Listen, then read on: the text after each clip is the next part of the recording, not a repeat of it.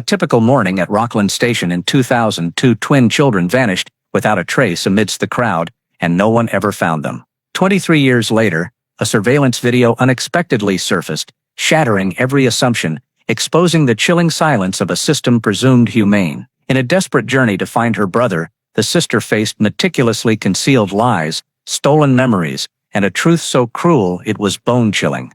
The kidnapper was not alone. Rockland Union Station on the morning of May 4, 2000, was shrouded in a thin mist, with weak rays of sunlight piercing through the high glass ceiling, casting a cold and unfamiliar light. Emily Carson, then 11 years old, stood amidst the bustling crowd, tightly holding the small hands of Aiden and Caleb, 6-year-old twins with identical blonde hair and brown eyes, distinguishable only by the dimple on Caleb's left cheek. They were on their way to visit their grandmother in Newark, a short weekend train trip, and as always, their mother, Karen, had prepared everything meticulously, neatly packed sandwiches, juice, and a small bag of toys to keep the boys entertained. The train was delayed. The loudspeaker announced a technical issue, causing the crowd to grow restless, and Karen, frustrated by the crowded nearby shop, said she'd quickly grab some water and return. Emily was tasked with watching her brothers, and as she had done many times before, she nodded obediently. She clearly remembered sitting on a bench near the side entrance,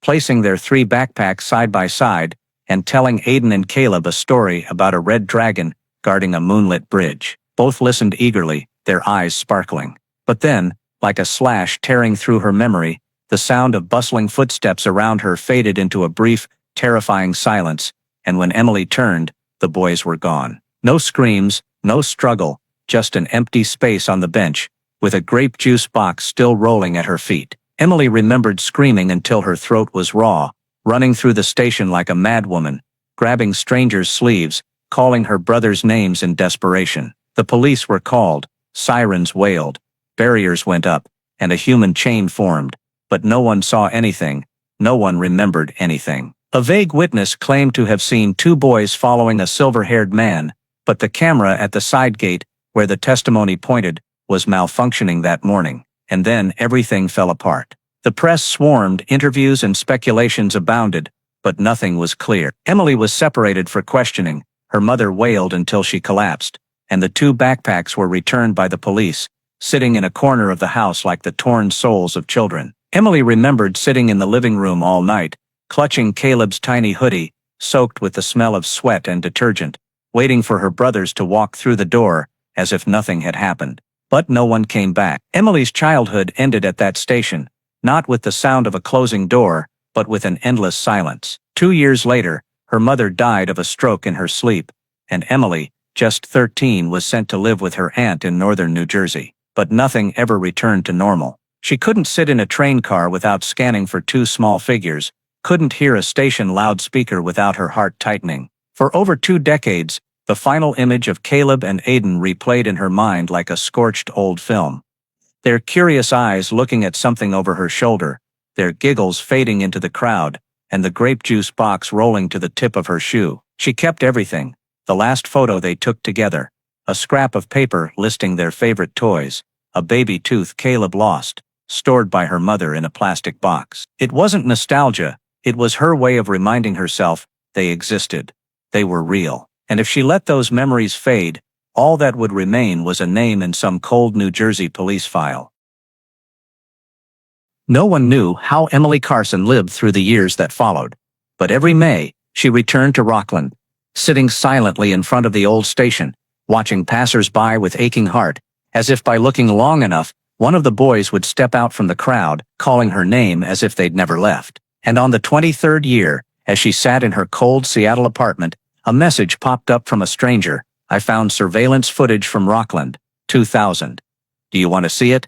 Before diving into the story, don't forget to subscribe to the channel and hit the notification bell to stay updated with the latest stories. Right after the disappearance, Rockland Union Station became the focal point of the entire state. Local police, then the FBI, child protection agencies, and even volunteer rescue teams arrived, setting up tents, cordoning off areas, distributing flyers, searching every restroom, every trash can, every old train car awaiting repair. Emily sat trembling on a metal chair in the waiting area, a thin blanket from a paramedic, unable to stop the chill gripping her spine. Her mother, face streaked with tears, was led to a private room for questioning, while Emily sat with a female officer named Lorraine, who spoke to her in a gentle elementary school teacher voice. Emily recounted everything she remembered, minute by minute, detail by detail, until her throat was dry. I didn't hear any screams. I just turned to grab the water bottle. Just 1 second.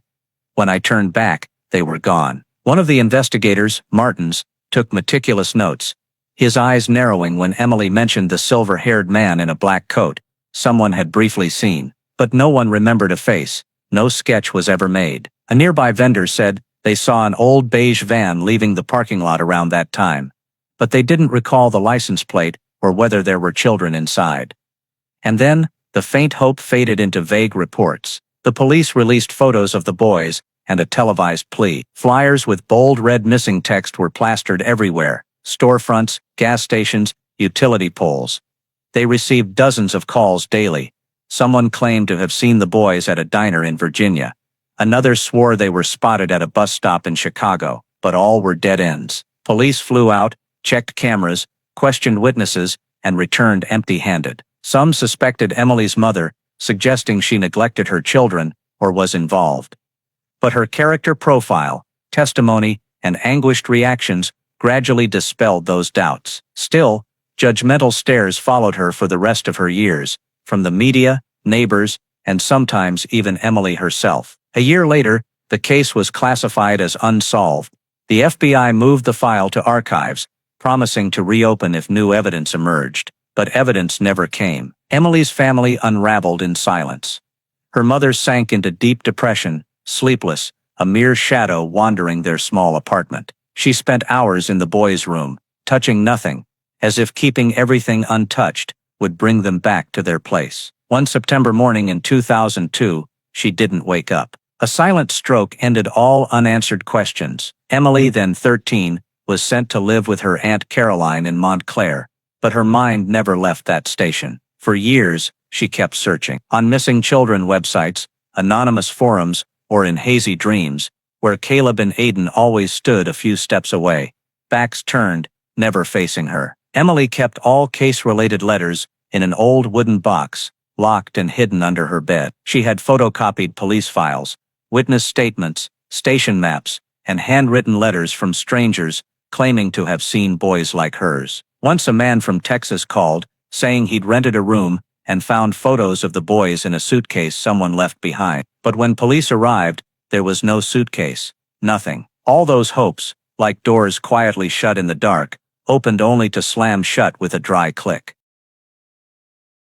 Gradually, the world forgot the case. The press stopped reporting. The crowds at Rockland Union flowed daily. The bench where the three siblings sat was replaced with a new one. No one remembered the two boys who vanished there.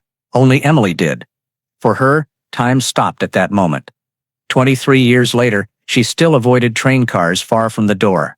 She still glanced at blonde boys, still walked through old stations with a hopeless searching gaze. No one knew that, in the heart of the quiet woman in Seattle, her brothers still lived. No one knew that, in her sleep, they still waited for her at the station. And Emily, though the world had closed the door on truth, never left that place in her heart. A third-floor apartment in North Seattle on a drizzly March night. Emily Carson sat on an old fabric chair by the window, holding a cold mug of tea, silently watching raindrops streak down the glass. At 34, she lived alone in a quiet space, filled only with the ticking of a wall clock and the whistle of wind through old window frames. Her job at the university library was steady, repetitive, like a small machine in a strange world. She rarely spoke to colleagues, declining invitations to socialize or date. In her free time, Emily pored over case files, scoured old missing persons cases, and browsed hidden forums where people like her, those with loved ones gone without a trace, shared news, theories, and a smoldering pain no outsider could understand. Her small desk in the corner was covered with papers, photos, maps of old stations, and federal train route diagrams from 1999, 2001. On the wall, a pinboard was cluttered with faded photos and scribbled notes, a distorted map of time only she could decipher. At its center, a photo of the three siblings that morning, Emily holding her twin brother's hands, all three smiling brightly under the faint sunlight At Rockland Union platform, the line of passengers boarding the train blurred like ghosts in the background. She had just finished updating a post on the Find the Lost Ones forum, where she'd been a member since 2008, under the username Starling13. This post discussed missing persons cases at U.S. train stations during 5-minute transfer windows. Emily proposed a theory about gaps in pre-digital surveillance systems. Not everyone believed her, but the post quickly drew comments. She was about to close her laptop when a private message appeared. Sender, null echo. I found surveillance footage from Rockland Union, 2017 seconds. Pulled from the auxiliary system. Wanna see it? Emily's heart pounded, her hands froze, eyes rereading the message 3 times to ensure she wasn't imagining it. 17 seconds. A tape no one had mentioned in 23 years. The case file stated the station's camera system had a technical failure that day. An auxiliary system? She'd never heard of it. Trying to stay calm, she typed back. I'm a relative of the 2 boys missing that day. I want to see the footage. Less than a minute later, a link appeared. She hesitated for a few seconds, checking the link through anonymizing software. No malware detected. She clicked. A video window opened, angled from the ceiling, the grainy, muted colors, typical of old recorders. Timestamp in the corner, May 4th, 2010 hours, 28 minutes and 41 seconds, a.m. The footage showed the rear exit area, where a side staircase led to the underground parking lot. Few people passed by. A janitor dragged a cart across the frame, then disappeared. 5 seconds later, 2 children appeared. Emily nearly stopped breathing. Aiden and Caleb. Blue jackets, Spider-Man backpacks. One held a teddy bear, the other glanced back, lips moving as if calling someone. They stopped, and a man stepped into the frame. Long black coat, baseball cap, hands in pockets. He bent down, said something. The boys looked at each other, then followed him. All 3 turned toward the staircase, gradually fading from the frame. The footage ended. Emily's breaths came fast, hands trembling. She replayed the video twice, thrice, 5 times. Every gesture, glance, and step of her brothers etched into her memory like a knife. She wasn't mistaken. It was Aiden and Caleb. The last moment they existed in this world, and it had never been disclosed. She turned on the light, knelt on the rug, and pulled the old wooden box from under the bed, unlocking it to spread out files, letters, and cassette tapes. The 2000 police report marked the recording system as non-functional, not a single mention of an auxiliary camera. No names of technicians responsible for surveillance. Emily returned to the screen. Null echo was offline. She sent a message, "Who are you? Where did you get this footage?" No response. Thunder rumbled outside. Seattle's rain grew heavier. Emily sat, eyes wide, heart surging with pain and astonishment. She knew, from that moment, everything had changed. For 23 years, she'd felt like she was talking to walls. Now the walls were cracking, and on the other side, something was stirring. That night, Emily barely slept. She sat before the computer screen, finger hovering over the spacebar, as if one light press would replay the footage and bring the answers she'd waited over 2 decades for. But the more she watched, the deeper she sank into a hazy, inescapable fog. Something was off about the video, not just the dim light or shaky footage from an unstable camera, but the sense she was peering into a sealed door, now cracked just enough to unleash a storm within her. She slowed the playback frame by frame. The boys entered from the left. Caleb led, Aiden followed, their steps light and slightly hesitant. Caleb turned, smiling. Emily froze at that expression. It was his smile when eating his favorite ice cream or hiding under the table to scare her. A smile so innocent it ached. Then, the man appeared. Face unclear, cap hiding half his head, but tall, thin, moving briskly, his sleeve stained with what looked like ink or grease. Emily paused at the moment he bent to speak to Caleb. No audio, but the boy's eyes froze, not in fear, but as if familiar. She noted the exact timestamp, camera angle, staircase location. On Google Maps, she checked Rockland Union's layout. That path led to the side gate, then the underground parking lot. The camera, hers of the map, was part of an internal maintenance system used for construction security, not linked to the main system. That's why it wasn't in the case file, a forgotten system, or deliberately hidden. She opened the Find the Lost Ones forum, posting under the title, auxiliary camera at Rockland, 17 seconds of truth. She didn't share the video link, only described its contents, asking if anyone had worked at the station or knew about the 2,000 auxiliary cameras. An anonymous user replied within minutes, "I was a subcontractor at Rockland in 1999. Auxiliary cameras were installed by the maintenance team, not linked to the main system. Managed by a separate group, Vincent Marin was the lead engineer then." The name hit Emily like lightning. She immediately searched her case archive, and there it was. Vincent Marin, security technician, abruptly quit 1 week after her brothers vanished. The file noted, resigned for personal reasons, with no follow-up contact. No one had questioned him further. Emily replayed the video. This time, she paused at second 12, when the three turned into the staircase. In a dim corner behind the man, something reflected light. A metallic object. A toy? Or, Emily zoomed in, adjusting contrast. It looked like the handle of a luggage cart, the kind for travelers. But no one saw him pulling anything. She flipped through old notes, recalling a detail from a 2000 witness statement. A woman vendor outside the station saw a man pulling a silver-gray luggage cart, fabric-covered. Police dismissed it, unable to connect it to anything else. But what if the video showed the same man? Emily leaned back, staring at the ceiling. The pieces were falling into place. Not complete, but clearer than ever. She returned to the forum, messaging Null Echo privately. "I need to talk. I won't go to the police. I just need to know where you got the footage." No reply. The clock showed nearly 3 a.m. She stood, walked to the dining table, and pulled out a worn notebook.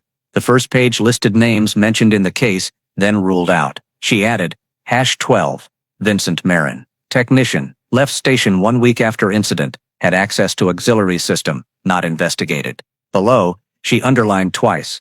Why was the auxiliary camera system never traced? Who held this footage for 23 years, and why release it now? She sipped the bitter cold tea. Streetlights cast a faint glow through the window, like the city's weak breath as it slept. But for Emily, sleep was a luxury. Something had awakened in her. Not the usual helpless grief, but a quiet tremor of someone who'd glimpsed the edge of truth, and she knew, when a crack had opened, she'd either pull back or tear the door wide open. The 17-second footage said nothing, but to Emily, it screamed with all the whispers the world had tried to forget for 23 years, and now, she couldn't turn back. The next morning, Seattle was wet and gray, like Emily's mind. She woke from fitful sleep, head pounding. The air in the room was thick with the smell of old paper and stale coffee. The line she wrote last night remained in the notebook, Vincent Marin, auxiliary system. 1 week after the incident, 3 short lines, but they held a sealed door from the past. Emily began tracing. Vincent Marin wasn't a common name, but not rare either. Online, over a dozen results tied to it in New Jersey. She filtered by past occupations, security technician, electrician, infrastructure worker. After nearly 2 hours, she found a small article from a 2017 Rockland local paper, Vincent Marin, 64, honored for contributions to maintaining electrical systems at Forest Pines Nursing Home. Address in Windsor, a small town 90 miles south of Rockland. Emily immediately sent the info to the one person she could trust in the legal system. Detective Marlon Reyes, a veteran Rockland investigator who'd quietly helped her access old files in 2015. Reyes never mocked her belief that her brothers were still alive. He made no promises, but he listened. And that was enough. 15 minutes later, the phone rang. Reyes' warm, steady voice came through. "I got your message. You sure about this name?" "Nothing's certain," Emily replied. "But I need to meet him. I don't think he's the culprit, but he knows what was hidden." A long silence hung before Reyes spoke. "I can arrange an informal meeting, but I'm coming with you." 2 days later, they arrived at Forest Pines, a nursing home nestled among spring maples, just budding. The air was peaceful, clean, with a faint antiseptic smell, and soft classical music from a radio echoing quietly in the hallway. A nurse led them to room 209. A thin, silver-haired man with wrinkled skin sat by the window, his eyes gazing distantly, as if the world outside no longer concerned him. "Mr. Marin," Reyes said, "I'm Detective Reyes. This is Emily Carson." Vincent blinked slowly, then tilted his head. "Carson?" he repeated, voice hoarse. "That name? I know it. The 2 boys, right?" Emily's throat tightened. Reyes exchanged a sharp glance with her. No need to beat around the bush. Do you remember what happened at Rockland Station in 2000? Reyes asked. Vincent closed his eyes. After a long pause, he nodded slowly. That day, there was an issue. The main camera system malfunctioned. I was ordered to check it, but he trailed off, eyes welling up. But what? Emily interjected, her voice nearly breaking. What did you see? Vincent's trembling hand rose, as if pushing away a heavy memory. I saw two boys, following a man down the back staircase. The auxiliary camera caught it. I extracted the footage, meant to report it, but someone got to me first. Reyes stepped closer. Who? Vincent looked up, eyes filled with fear. A white man tall in a gray suit. No name, he said. He was from the center. He knew my name, knew I'd copied the footage. He said, if I kept it, I'd disappear like those boys. Emily caught her breath. And what did you do? I kept one copy. Locked it in a tin box. But I was too scared. I quit, moved away. I didn't dare speak, until now. Emily's mind spun. Reyes pulled out a notepad. Is that box still here? Where? Vincent pursed his lips, then pointed to a small cabinet in the corner. Bottom drawer. A green tin box. Combination lock. Passwords: my mother's birthday. 12/08. Reyes opened the cabinet. Sure enough, there was a dusty old tin box. He unlocked it, revealing an old USB drive and a few faded photos. Emily's trembling hands took the USB, as if holding the last fragment of truth. Vincent sighed, looking at her for a long moment before whispering, I don't know where those boys went. But I know what I saw that day. It wasn't an ordinary kidnapping. Emily froze. What do you mean? He closed his eyes. That man, he wasn't rushed. He knew the paths. He knew which cameras worked, which didn't. And his eyes, nothing but emptiness. A chilling shiver ran down Emily's spine. Reyes pocketed the USB, placed a hand on her shoulder, signaling it was time to go. But as they left the room, Emily looked back at Vincent one last time. Thank you, she said. Vincent nodded, eyes teary. I've waited 23 years for someone to ask me. And the door closed, behind it a memory suppressed too long, now beginning to find its voice. Back from Forest Pines, Emily and Detective Reyes said nothing on the long drive back to Rockland. Rain began to fall in scattered drops, rolling down the car windows like stirred memories. In Reyes' hand was the small USB wrapped in a handkerchief, the only evidence left from that day, a piece of time sealed for over 23 years. Emily sat silently beside him, her mind roiling with 100 questions, but above all, a wrenching feeling, if this footage confirmed her worst fear, that someone had orchestrated, guided, and vanished with the boys with inside help. Then her entire world, already warped, would fully collapse. Reyes brought Emily to the old Rockland police station, where he still kept a small office, despite mostly working independently. In a dimly lit room, with flickering fluorescent lights, he plugged the USB into the computer, the screen's pale blue glow reflecting on his stern face. Emily stood behind, hands clasped, back rigid. The screen displayed a simple folder, cam_4_backstairs_2000, containing just one video file. No subtitle, no notes. Reyes opened it.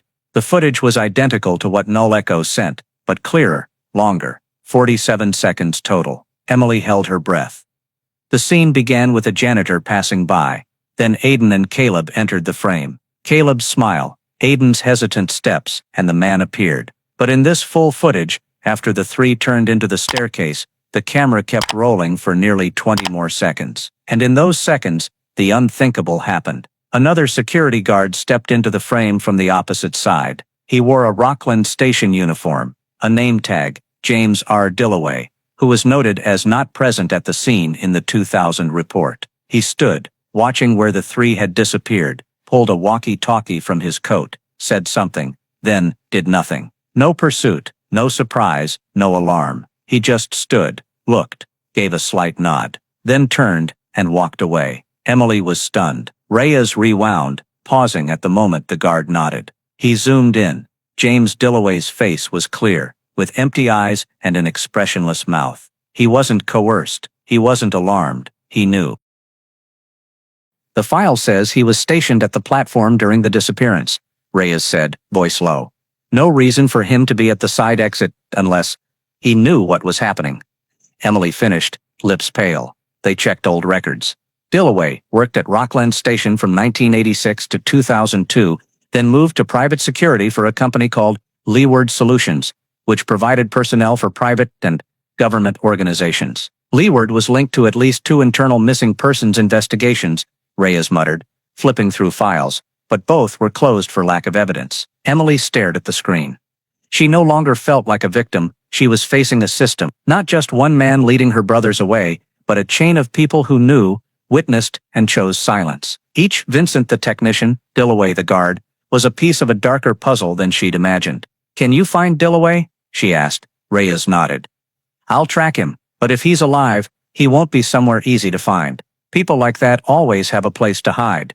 She stepped into the hallway, where faint sunlight spilled through a frosted window. Below was Rockland streets, peaceful, slow, as if nothing had happened in 23 years. But she knew, within this city, lies were buried, labeled past, sealed as lacking evidence, and covered in the dust of time's silence. Emily returned to Reyes's office, took a blank sheet of paper, and wrote 3 names. 1. Vincent Marin, the one who kept the footage. 2. James Dillaway, the one who watched. 3. The man in the black coat, unidentified below, she wrote, not alone, never alone. Reyes stepped over, placing a hand on her shoulder. "Are you sure you want to go this far? The closer we get to the truth, the quieter everyone around us becomes." Emily looked up, eyes no longer tearful, only a cold, resolute gaze. "I don't need them to talk. I just need to find my brother's voices." Even once. Outside, a distant train whistle echoed. A quiet call from 2000, reverberating through memory, slipping past closed doors, and for the first time in 23 years, someone heard it. Information about Leeward Solutions led them to an entirely new line of investigation. Reyes spent nearly 2 weeks quietly tracing the company's financial ties and federal contracts. A strange pattern emerged. Leeward wasn't just a security provider, but also oversaw several juvenile intake centers for unaccompanied minors, particularly in Pennsylvania, Ohio, and West Virginia. These centers operated under the guise of humanitarian temporary housing for undocumented children, but there was almost no public data on the children's identities, backgrounds, or guardians. One name stood out: Hope Crossing Shelter, located in the outskirts of Ashfield, Pennsylvania. According to vague reports Reyes obtained, the center opened in late 2000, just months after Aiden and Caleb vanished. Its founder was Dr. Adam Holland, a child psychology expert who worked for the U.S. Department of Health and Human Services. Though no concrete evidence tied it, some funding for Hope Crossing came from organizations linked to Leeward. Emily needed no further reason. She and Reyes flew to Pennsylvania, posing as investigative journalists and a community researcher, to request a tour of the center as part of a study on the history of private foster facilities in the Mid-Atlantic. They faced little resistance for an interview. Hope Crossing wanted to maintain a positive public image, especially with the media. The center was nestled in a forest, surrounded by metal fences and dense surveillance cameras. Outside, it looked clean and elegant, with a blue sign reading, "Where every child can start anew." Emily's throat tightened at the slogan. Start anew from where, and at what cost? A staff member, Sandra, greeted them with a gentle professional voice. Reyes asked about the intake process, psychological support, and legal rights. Sandra answered fluently, but some details felt scripted to Emily. "We mainly take in abandoned children, or those from unidentified countries. Some are transferred through emergency migration programs, so legal records are limited." Emily asked, "Do the kids know where they're from?" Sandra smiled politely. "We try not to dwell on the past. What matters is their future." They were allowed to tour the learning and communal areas. There Emily saw a group of teens aged 15 to 20, all with an oddly melancholic gaze, like souls reshaped after a murky storm. Among them, one boy froze her in place. He sat in a corner reading, with dark brown hair, a high nose, and most strikingly eyes, Aiden's eyes, gentle and shy, unforgettable. Emily, keeping calm, turned to Reyes and whispered, "That boy, I need to talk to him alone." Sandra agreed, but required a staff member to supervise. They were led to a small room with a round table and a ceiling camera. The boy entered, wary, but not visibly afraid. His name tag read Liam, 0195. "Hi Liam," Emily said, keeping her voice steady. I'm Emily. I'm researching centers like this. How long have you been here? Since I was little. I don't remember exactly. They say since I was 2. Do you remember your parents or family? He shook his head. Just dreams, a red door, and the smell of lavender. Emily swallowed hard. Caleb had a lavender-scented blanket. She still kept it. Do you like to read? She asked, shifting topics. Liam nodded. I read fairy tales. I like stories about siblings who get lost. Emily forced a smile. If someone said you had a sister, what would you think? Liam looked at her, skeptical, then gave a faint smile. I'd think it's easy to imagine. The conversation ended quickly. Sandra cited limits on personal interactions. Emily nodded, leaving with a calm face, but a storm inside. In the car, Reyes stayed silent until they were 2 miles from the center. Then he spoke. You think that's Aiden? I don't know, maybe. But he doesn't remember anything. Not a bit. Reyes sighed. What did they do to those kids' memories? Emily didn't answer. She pulled out an old photo, the 3 siblings at Rockland Station, in 2000. She studied it closely, then compared it to Liam's face, almost unmistakable. But Liam, if he was truly Aiden, who brought him here, and why? The answers might lie in the records Hope Crossing hid, coded names, strangely matching birth years, stateless children, living in the heart of America. And Emily knew, if she wanted the truth, she'd have to delve deeper into the darkness. The government, and its guardians, hid behind kind smiles, and the phrase, every child deserves a fresh start. 3 days after meeting Liam, Emily couldn't shake the turmoil in her chest. She couldn't stop thinking about those eyes, half familiar, half strange. The boy looked like Aiden, but his gestures, voice, even the way Liam smiled, felt foreign. Like peering through frosted glass, her brother's shadow was there, but unreachable. Reyes understood her torment. In over 20 years of investigations, he'd seen deception, mistaken identities, even families weaving illusions to cling to hope. But this time, he felt something real, not complete, but real. They returned to Hope Crossing, claiming to record sample interviews for research footage. Sandra, more cautious, still allowed it, unable to find a reason to refuse. Meanwhile, Reyes quietly noted camera positions, coded doors, and paths to the administrative offices. He knew accessing real records about the children's identities would require greater risks. Emily was allowed to meet Liam again during a creative interaction session.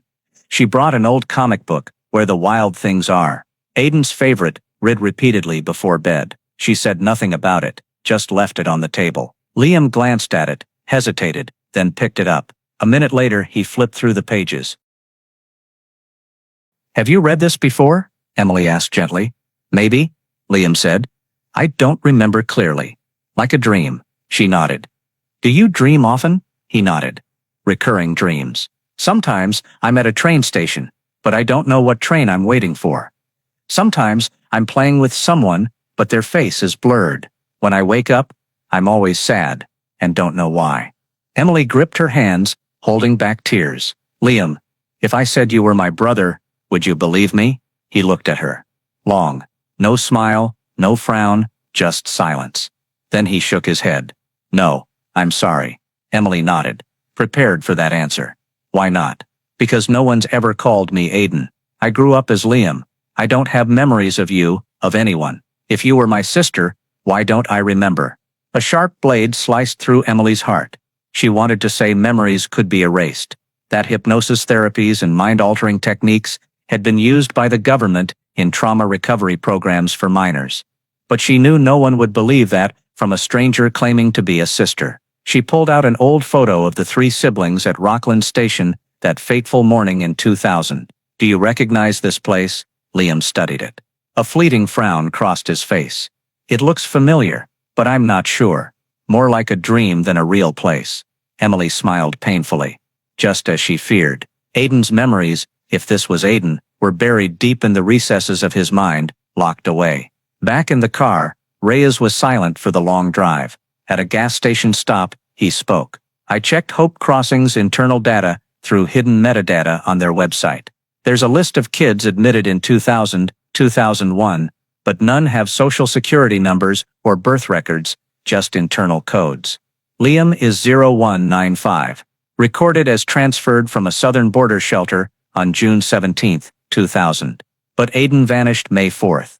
If it's the same person, that's nearly 6 weeks before entering Hope Crossing. Enough time to change names, papers, and memories. Emily bit her lip, head buzzing. Do you think he's Aiden? Reyes didn't answer immediately. Then he said softly, I believe something deeply wrong happened at Hope Crossing, and that boy might be a victim. But we need evidence, not belief.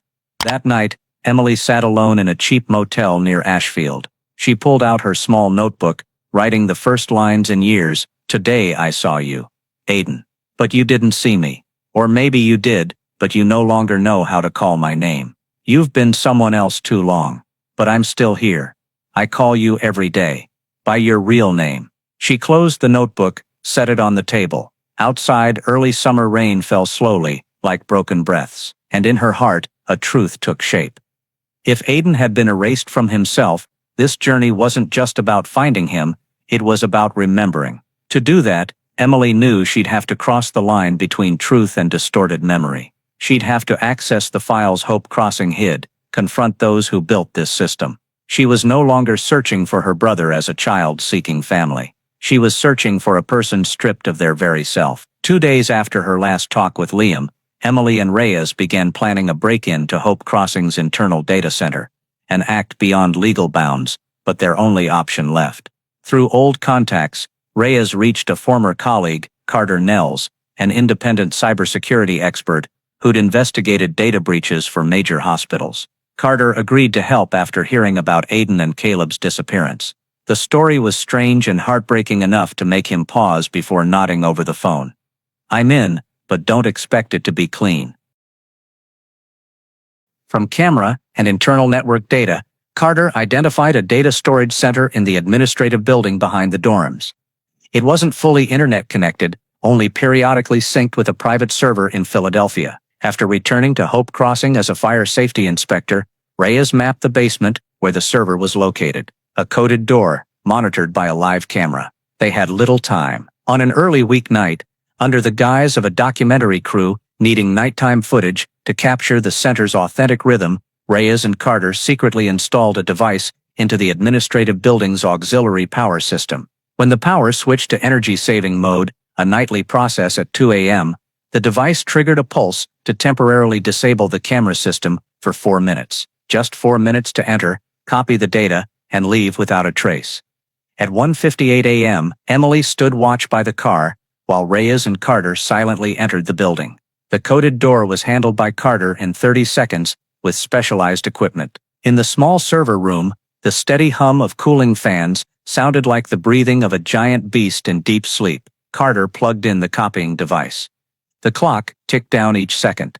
After 3.5 minutes, they made it out safely. As the car rolled away from Hope Crossing's grounds, Emily didn't ask anything. She only glanced at the rearview mirror, where the sign, where every child can start anew, still glowed like a distorted promise. The next day, Carter began analyzing the data.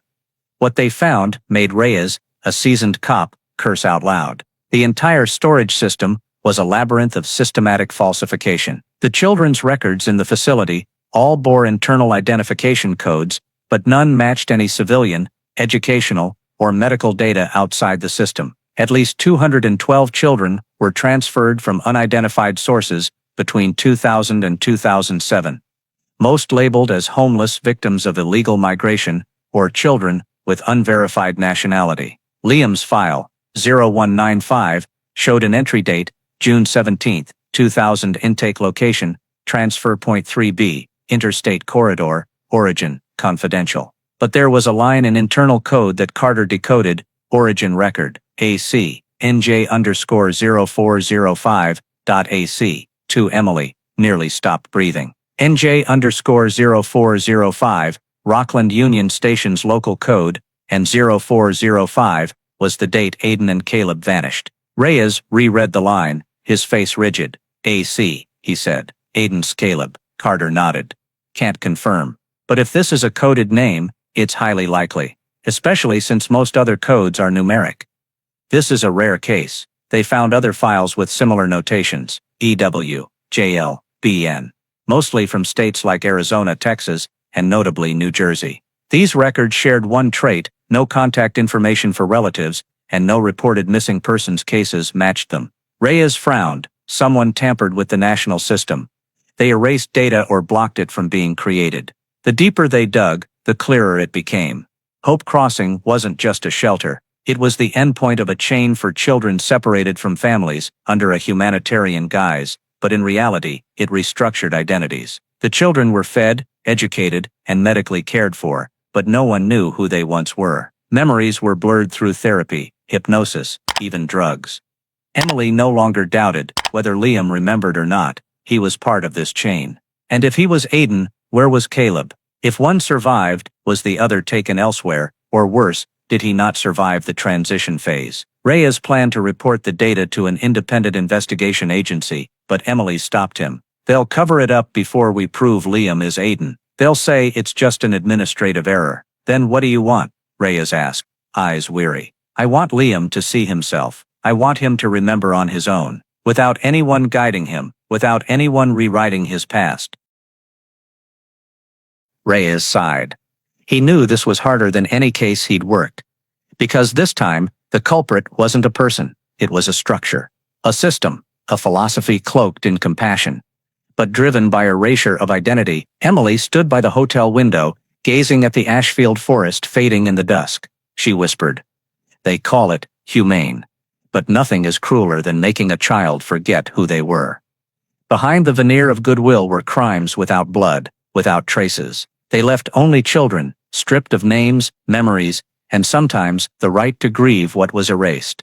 The small Ashfield hotel room was bathed in the warm, dim glow of late afternoon. Emily sat alone at an old wooden table, surrounded by scattered papers, copies of Hope Crossing files, printed stills from the old camera footage, handwritten notes, and a map of the facility's system. But what she held wasn't any document Reyes or Carter had retrieved. It was a photo, an old family picture printed on glossy paper, its edges beginning to fray. The photo captured the three siblings at Rockland Union Station on the morning of May 4th, 2000, minutes before the tragedy. Emily, then 11, wore a denim pinafore dress, arms tightly around Aiden on her left and Caleb on her right. All three were smiling, the station's glass hallway in the background, and at their feet was Aiden's red backpack with a cartoon character print. She'd looked at this photo hundreds of times over 23 years, its details etched into her memory. But today, as slanted sunlight hit the paper,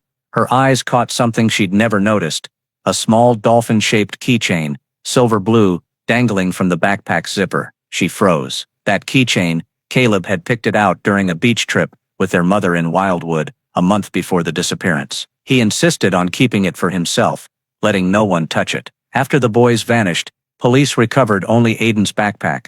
Caleb's was never found. Emily hadn't seen that keychain again until she recalled her meeting with Liam at Hope Crossing. He'd worn a plain gray backpack. She hadn't noticed then, but was there, a dolphin keychain on its zipper. Heart racing, Emily opened her phone, pulling up a photo she'd secretly taken during the creative interaction session. Though blurry, when she zoomed in, it hit her like ice. A dolphin keychain, same silver blue color, same size, faintly visible in the exact spot. She gasped. It couldn't be a coincidence. A flood of emotion nearly brought her to tears. Years of doubt, hope, and disappointment crashed into one moment. If Liam was Aiden and Caleb's keychain was still there, he hadn't discarded it. He'd kept it, carried it through his life unconsciously, like a fragment of memory not yet erased. She sent the photo to Reyes with a message, "Dolphin keychain. He still has it. I'm certain now. This is Aiden." Reyes replied in under a minute, "Stay calm, but I believe you." Then her phone pinged with a new email from an unfamiliar address, starling13.archive@protonmail.com. Her old Find the Lost Ones forum username, but she'd never set up this email. The subject was a single line, "What you need." Attached was a small audio file, 700 KB. Emily hesitated for a second, then played it through earphones. A fuzzy recording, with light static and hissing. Then a young boy's voice, clearly reading aloud. "Row, row, row your boat, gently down the stream. Merrily, merrily, merrily, merrily, merrily, life is but a dream." It was the lullaby Caleb and Aiden sang before bed. The voice was Aiden's. Emily knew instantly, with a sister's deepest instinct. The cadence, short breaths, and the giggle at the end, when he messed up the words, just as he always did. But what chilled her was how the recording ended. An adult voice, low and steady, likely a doctor or a therapist. "Good job, Liam. You remembered the song, but do you remember who sang it with you?" Aiden's voice, Liam's replied after a long pause. "No, just a voice in a dream." Emily couldn't breathe. The recording didn't just confirm Liam was Aiden, it showed he once remembered. Once, but someone had pushed those memories back into darkness. She sent the audio to Reyes. He texted back, "We have more than belief now.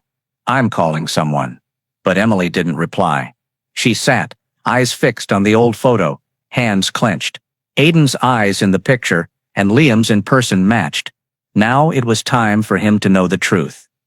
Not through force, not through therapy, but through the only thing left in the wreckage of memory, the love and recollection of those who stayed. She opened her suitcase, pulled out Caleb's old backpack, kept sacred for 23 years, and reattached the spare dolphin keychain. She wrapped it carefully in silk, placed it in her bag, and whispered as if to the lost child, "I'm bringing you home, even if you don't remember who I am." The next evening, Emily returned to Hope Crossing, under the pretense of donating school supplies and mementos for the teens. In her bag was Caleb's old backpack, the last remnant of their shared memory, with the dolphin keychain Liam, or rather, Aiden, unknowingly carried. When Sandra greeted her, the woman's eyes lingered a beat too long, but she quickly regained her warmth. Emily was led to the communal room, where about 15 teens were drawing, reading, or folding paper. Liam sat in his usual corner, carefully crafting a pale blue paper crane. She stood less than 3 steps away. "Do you like gifts?"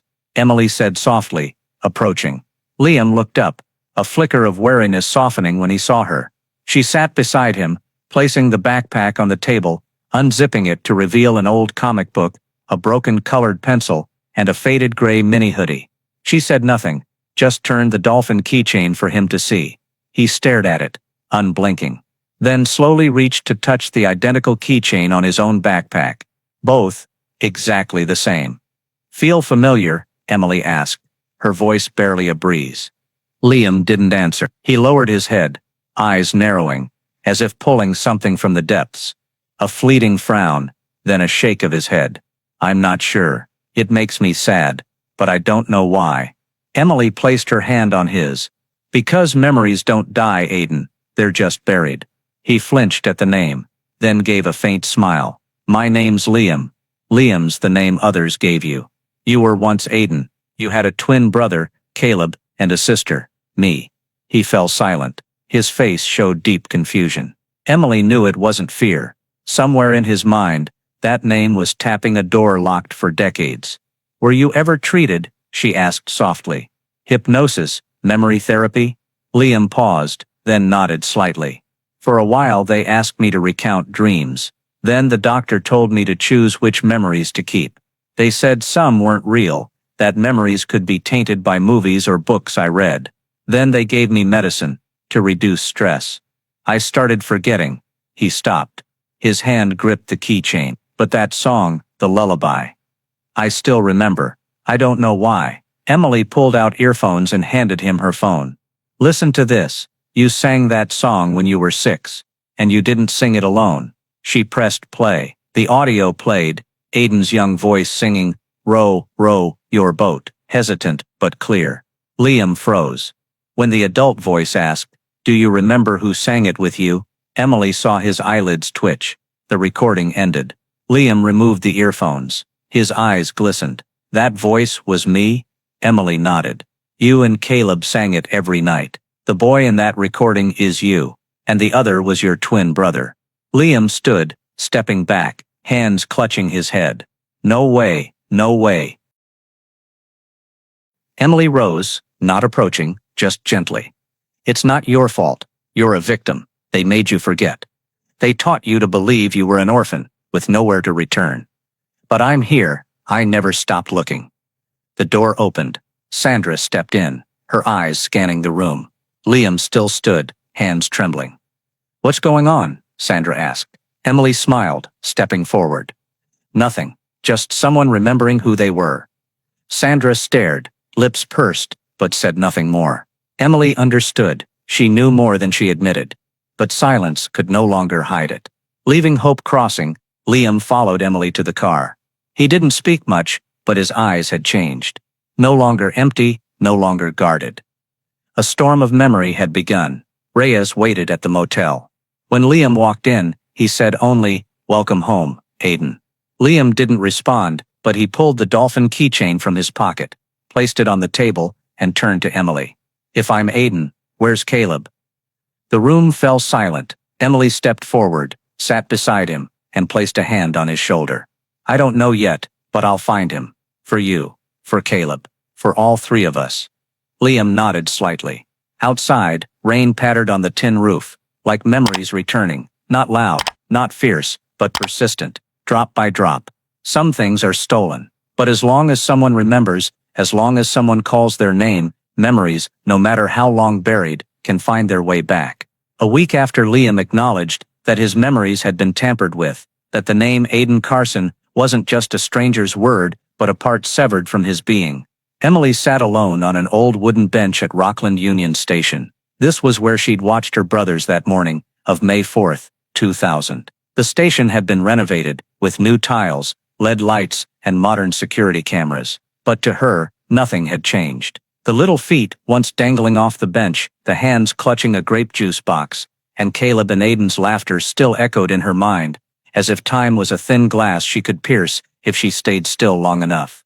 Local police received the file from Reyes, but their first response wasn't to reopen the case. Instead, they notified Hope Crossing about an unverified individual claiming an identity inconsistent with records. Hope Crossing replied that Liam, or Liam Carter, Idaho 0195, was a legal ward of the state, and all other information was an unauthorized intrusion attempt. 2 days later, Reyes received a transfer order out of Rockland for violating investigation protocols and inappropriate contact with a minor. And Emily, a stranger at a gas station near the motel, whispered, "You've come very close, but some places you shouldn't go deeper." Then he left, leaving behind a whiff of sharp antiseptic, like what Vincent described about the man in the black coat. Liam was taken that night, transferred for security reasons. No one told Emily to which facility. His phone was disconnected. His internal account in Carter's system vanished. Like Caleb that year, Aiden disappeared again. Emily didn't scream or post on social media, she stayed silent.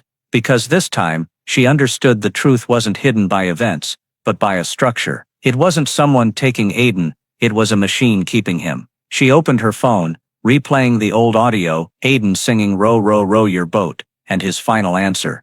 Just a voice in a dream. Now that dream no longer echoed in the boy's mind. It had been snuffed out, locked away, and buried in a new file under a stranger's name. Reyes, in his last call before leaving the state, said, "I'm sorry, I couldn't keep him."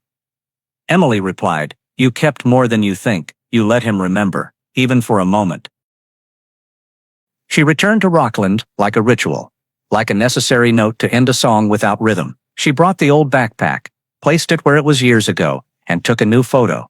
The backpack, the dolphin keychain glinting in the sun, and the Rockland Union sign in the distance. She posted the photo on Find the Lost Ones, with a caption, "Aiden Carson, still alive. Remembered once, taken again. If you see this image, if you see this backpack, you were once you." The post quickly got hundreds of responses. Some called her a hero, others doubted. But one anonymous message said only, "You're not alone. There are others who remember." Emily saved that message like living proof that beyond her, beyond Reyes, beyond those forced to stay silent, there were still those who saw, who knew. She began writing the story again. Not as a report, not as an article, but as a diary for Aiden. Each chapter was a part of the journey. The station in 2000, the 17-second video, Vincent in the nursing home, Liam and the lullaby, the dolphin keychain, and the moment he looked at her, unguarded, and said, "If I'm Aiden, where's Caleb?" She didn't know where Caleb was. Maybe he didn't survive. Maybe he was sent to another facility. Maybe he was reborn, under a new identity. But she knew, as long as she lived, she would search. Not to drag them back to the past, but to remind them, a part of them was once real, and loved. The faded photo of the three siblings was now framed in glass, no longer a shrine to memory, but a vow. That day, as the sun sank behind the station's roof, Emily stood, slung her bag over her shoulder, and walked away. She didn't look back, because she knew, if Aiden somewhere saw that photo, heard that song, touched the dolphin keychain, and felt a familiar beat in his heart, he would return. Even if just in an email, an unsigned letter, or a moment seeing a strange woman on TV, that made his heart tighten. On the last photo she posted, she wrote, "If you still remember me, come back. Even just once." Emily Carson's final note. To this day, no one knows exactly what happened to Aiden and Caleb Carson, but someone still waits for them, every day. The story's siblings vanished from a train station in 2000. 23 years later, security footage resurfaces online, is not just a personal tragedy of a broken family, but a mirror reflecting a chilling reality of modern American society, where humanitarian institutions are sometimes exploited to conceal organized wrongdoing, and silence is wielded as a weapon. The disappearance of brothers Aiden and Caleb at Rockland Union Station is not unique in a nation with thousands of missing children yearly. But what stands out is this: for 23 years, indirect evidence, like hidden surveillance footage, unreported auxiliary cameras, and a guard who watched and walked away, shows that some layers of truth remain out of reach for ordinary people. The story's greatest message is never mistake indifference for neutrality. Figures like Technician Vincent or Guard Dillaway didn't directly commit crimes, but their silence and concealment sustained the darkness. In today's America, as trust in public institutions wanes, Emily Carson's story reminds us that citizens must persist, question, and dare to step into the shadows the system deliberately ignores. The practical lesson: protect data, scrutinize organizations claiming humanitarian missions, and never underestimate the power of one person determined to reclaim the truth, like Emily, a sister who refused to let her brother's memories be rewritten by those cloaked in compassion. If you believe truth deserves to be heard, hit subscribe to join us in bringing light to forgotten memories. Thank you for being here, and see you in the next video, where every unfinished story has a chance to live again.